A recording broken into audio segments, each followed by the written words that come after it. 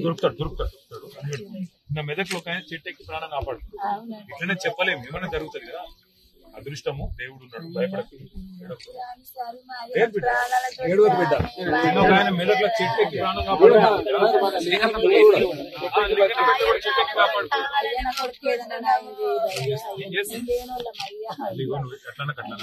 మొదలు ఆయన ప్రాణాలతో ఆయన ఎక్కువగా మొదలు, తర్వాత నేను వస్తాను, మళ్ళీ కలుస్తాను. పెట్టుకుంటాను. మిగతా వాళ్ళు హాస్పిటల్కి పోయినట్టు నేను వాళ్ళ దగ్గర కూడా పోదాము. చెప్పండి, ఎట్లా జ్వరం వచ్చిందా? రాత్రి అంతా బేదరైనాడు వర్షంలో. ధైర్యం కొత్త హాస్పిటల్కి పోతావు, పంపియన్నా.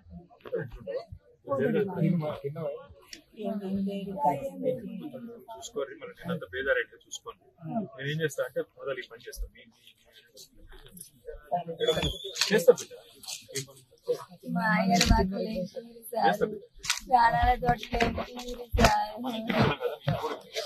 ప్రాణాలు కాపాడుతున్నాను.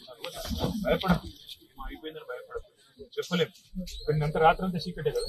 దేవులాడు ఇప్పుడే వర్షం తగ్గింది. దేవులాడు ఏం కాదు, మా ఏదైనా చెట్టు గిట్ట దొరికితే పట్టుకొని ఉంటారు కదా.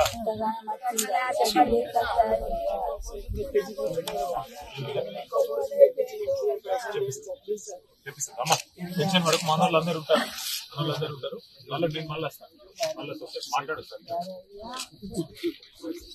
డాక్టర్ల కోరుకొచ్చిన బాగలేకపోతే అయ్యా అలకాల మీద పడ్డా, అయ్యా ఆయనకి యాక్సిడెంట్ అయ్యి అయ్యా నేను పట్ల కోరుకొని వచ్చిండు. అయ్యా అయ్యని ఆయన చేసుకొని నిన్ను ఏమది కాలేను. అన్ని రకాలుగా నేను సెక్రటరీ గారితో మాట్లాడుతూ దేవుళ్ళని అనుకుంటున్నాను.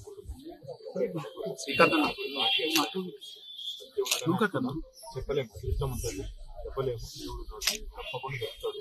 బాధపడదు, భయపడదు. ఏదో చెప్తాము, మొత్తం ఎంత పెట్టాలనో మొత్తం ఇష్టమంతా పెడతాం.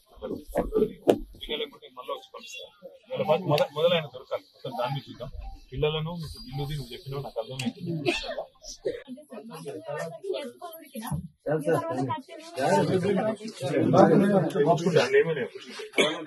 మీరు ఉండగానే పడ్డారు.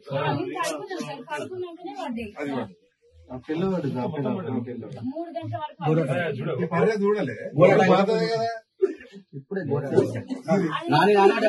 నాని ఒరిగింది సార్, ఒరిగింది నాని అట్లా ఇల్లు